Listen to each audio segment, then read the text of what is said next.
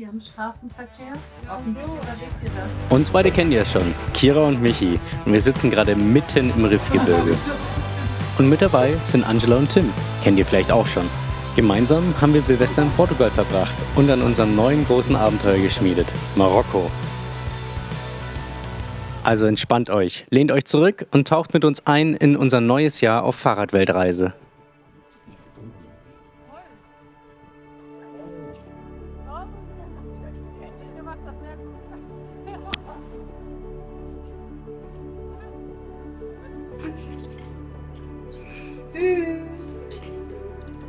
Weg sind sie. Und später wieder. Tim und Angela fahren schon einmal vor. Aber auch für uns geht es los. Denn wir haben noch ein paar Dinge zu erledigen. Oh, perfekt. Perfekt. Thank you. Nach der Reparatur läuft es wieder.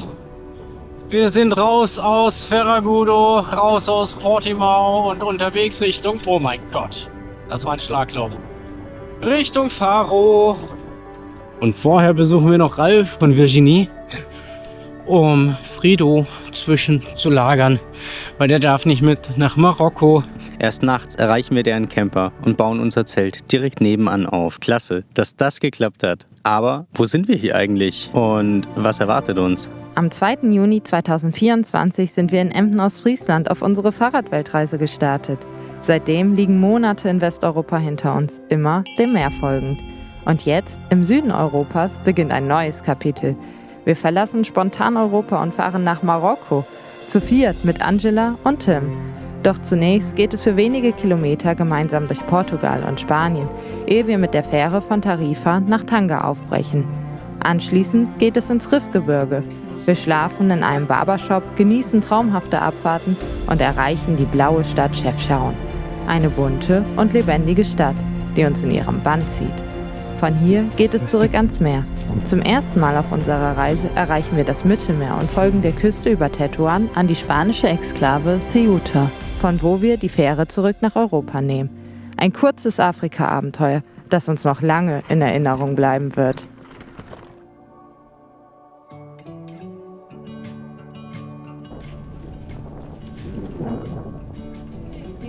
Ein Brettgefahr.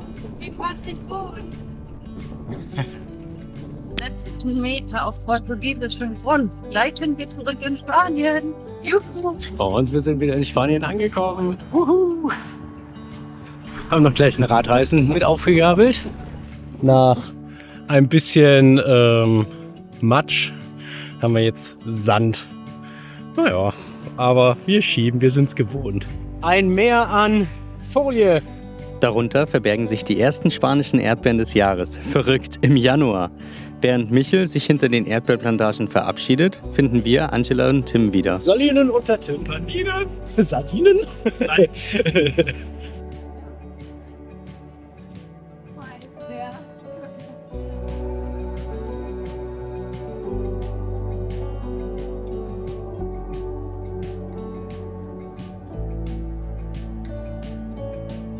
Dann kommen wir an solche Stellen. Frido würde sich hier richtig freuen.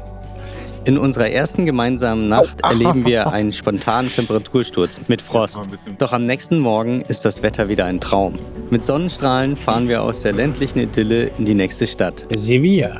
Verbindet bis heute Kultur, Architektur und Lebensgefühl Andalusiens. Wir finden versteckte ruhige Plätze wie den Plaza del Cabildo, aber auch lebhafte touristische Ecken. Der Plaza de España von 1929 ist ein monumentales Meisterwerk aus Keramik, Wasser, Geschichte. Ein Platz, der ganz Spanien symbolisch vereint.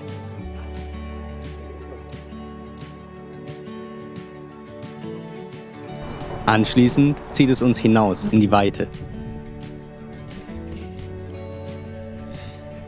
Oliven, soweit das Auge reicht. Wahnsinn.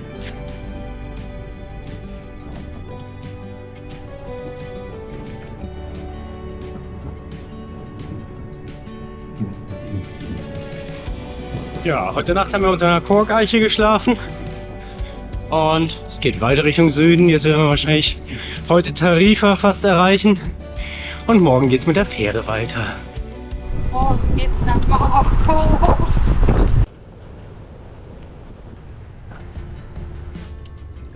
Was eine Scheiße.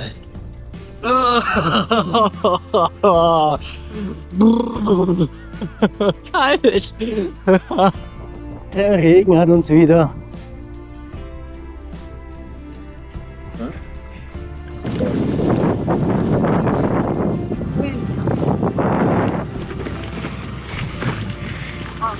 Da fehlt einfach mal so ein bisschen Straße. Mit Matsch überzogen und bereits in Sichtweite von Afrika verbringen wir eine letzte Nacht unweit des Strandes, bevor es frühmorgens ernst wird. Na? Bereit für Marokko? Ja, Freude? Ja. Da sind das Meere, vielleicht. Aufgeregt nehmen wir die Fähre und befinden uns nur 2 Stunden später in einem neuen Land, auf einem neuen Kontinent. Wow, wir können es kaum glauben. Ja. Haben wir uns gut geschlagen bisher. Voller Euphorie fahren wir die ersten Kilometer. Marokko.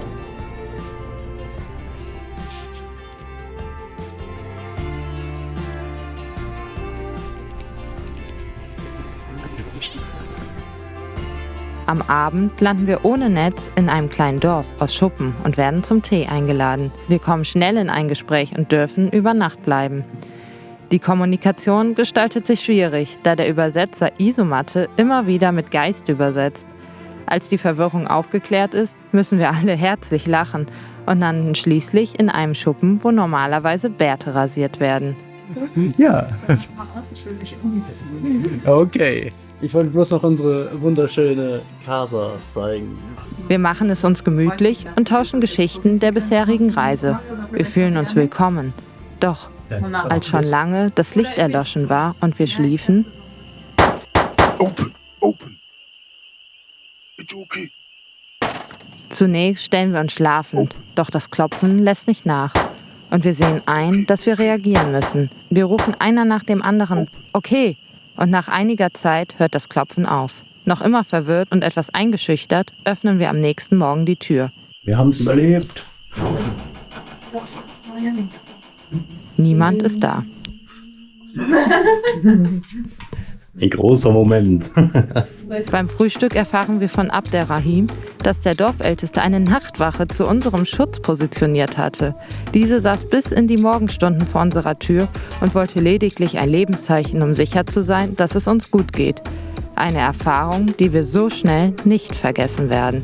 Die uns zeigt, wie auch wir unwillentlich durch Vorurteile und Stereotype geprägt werden. Trotz all der Gastfreundschaft rechneten wir mit dem Schlimmsten und wurden eines Besseren belehrt. Dann erzählt uns Abderrahim über seine Pläne und Träume. Er hat Arbeit, spricht Englisch, Französisch und Arabisch.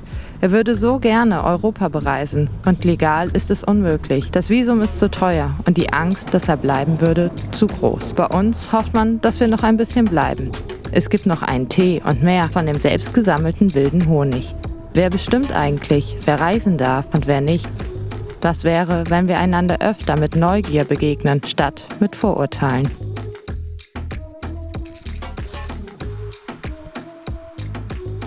Teilen wir das Ganze schön. Auf neuen Straßen durch diese einfach atemberaubende Landschaft. Wahnsinn. Relax. Da wieder. Relax.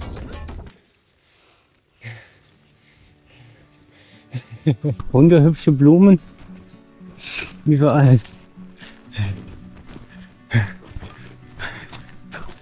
Ja, das ist unser Weg.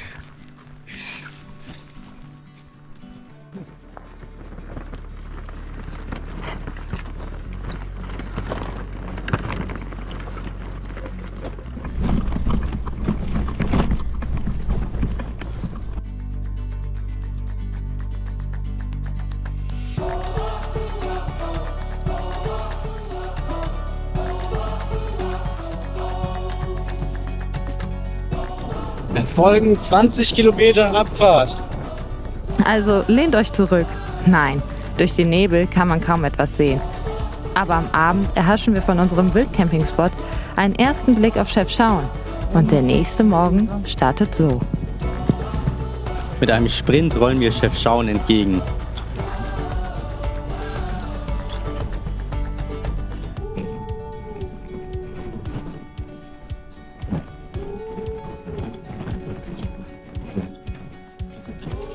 Oh shit. Ja.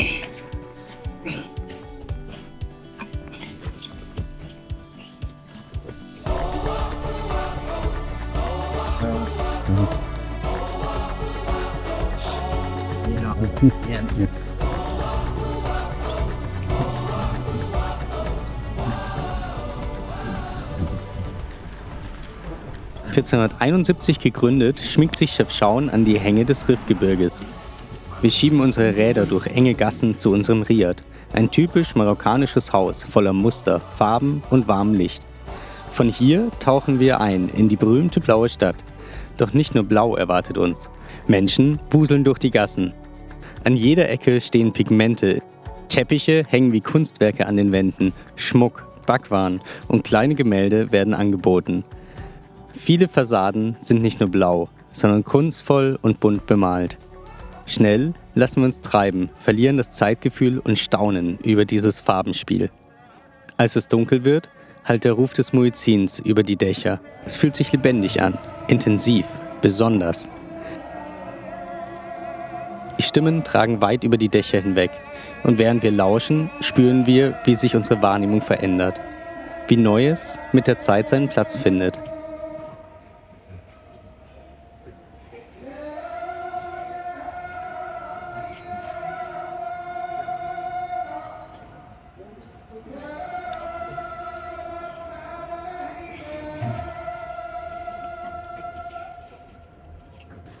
Am nächsten Morgen holen wir noch etwas warmes Gebäck, bevor wir über steile Straßen langsam hinausrollen und das Blau Stück für Stück hinter uns lassen.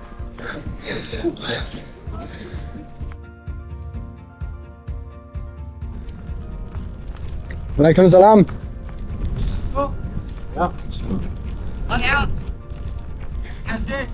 No, no. No.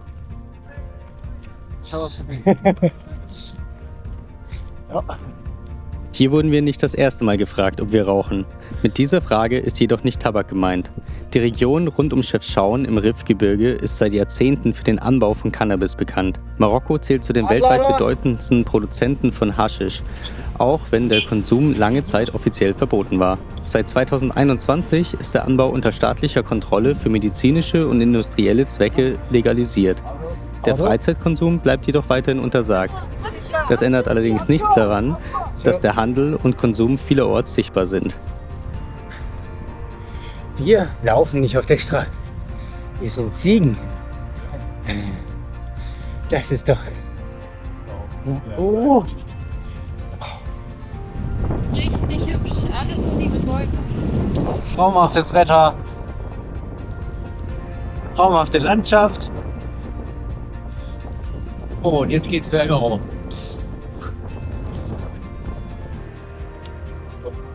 Doch wenn es bergauf geht, geht es auch irgendwann wieder bergab. Diese Abfahrt führt uns zu den Wasserfällen von Akçur.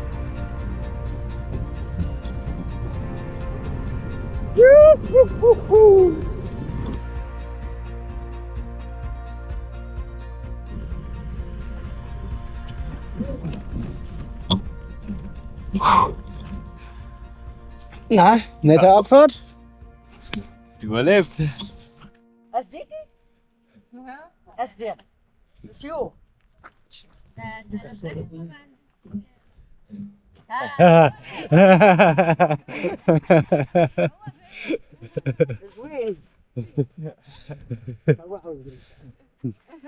Die Wasserfälle von Akçur liegen eingebettet in einem Tal im Rifgebirge. Entlang des Flusses reihen sich kleine türkisfarbene Becken aneinander, bevor sich am Ende des Weges die Grande Kaskade mehrere Dutzend Meter in die Tiefe stürzt. Am Eingang verzaubert uns jedoch erstmal das leckere Essen und ein anderes Naturschauspiel.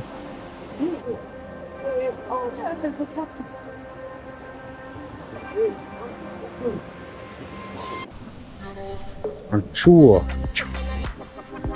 Im Sommer bestimmt schön, hier so ein bisschen zu baden und ja, zu entspannen.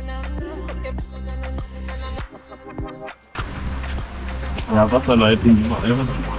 Schön. Also hier der Wasserfall ist leer. Leer. Dry. Doch wir lassen uns nicht entmutigen und laufen auf unserem Weg vorbei an natürlichen Pools über schmale Pfade. Doch dann wird die Idylle plötzlich zur Hölle, in der wir ganz das Filmen vergessen. Michis Schlüssel ist weg und wir suchen mehrere Stunden lang vergeblich. Voller Adrenalin stürze ich auch noch bei einer Abfahrt und habe großes Glück, dass nur Schramm und blaue Flecken zurückbleiben. Und als wäre das noch nicht genug, sind uns die Hofhunde nicht freundlich gestimmt. Frustriert fahren wir einfach auf den nächsten Campingplatz. Als der Platz bezahlt ist und die Zelte bereitstehen, wird der verhandelte Preis plötzlich verdoppelt. Aber darauf lassen wir uns heute nicht mehr ein.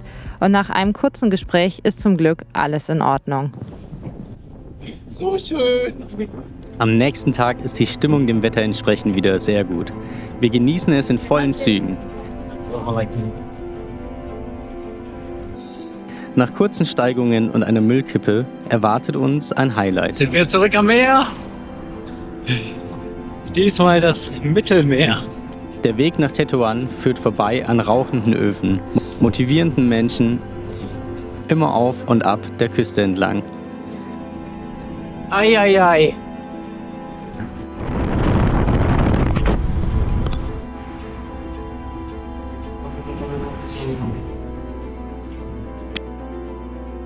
In Tetuan angekommen, heißt es erstmal Lebensmittel shoppen, bevor wir uns eine günstige Unterkunft zum Wäschewaschen leisten. So, ich hab's an der Türklinke fest. Oh, Michi! Was denn? Ich hab Gewicht aufgegeben. Warum denn? Ich bin doch noch nicht fertig. Achso, du musst ja noch Gegengewicht machen. Alles klar. Soll ich dann eine Reihe darunter? Das wissen wir noch nicht. Das kommt darauf an, ob das auch hält.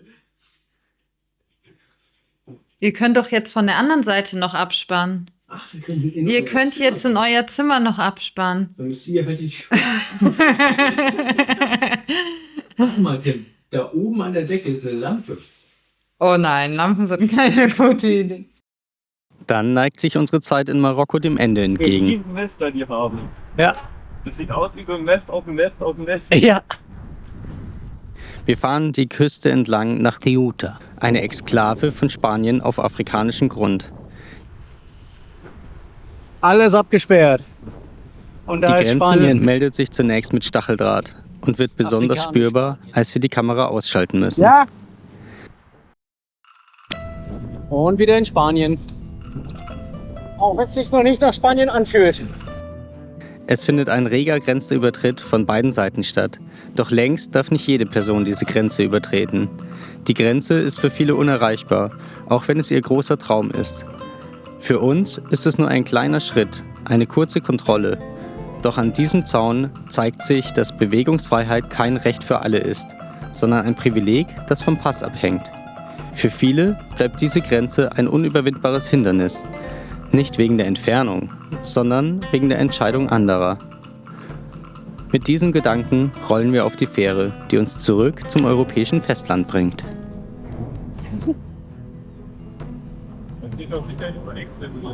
Bestimmt. Nach dem.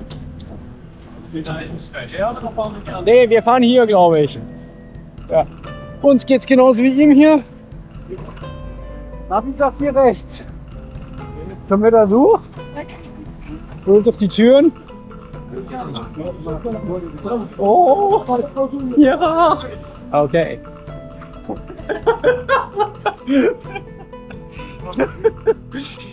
Hier.